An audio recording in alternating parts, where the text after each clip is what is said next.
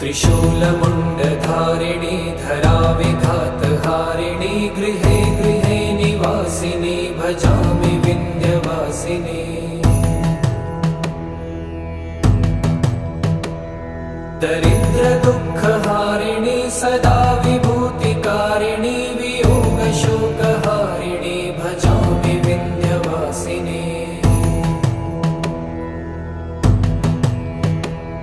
लसत्सुलोललोचनं लतासनं वरप्रदं कपालशूलधारिणी भजामि Vindhyavasini. कराब्जदानदाधरां Shiva शिवां प्रदायिनी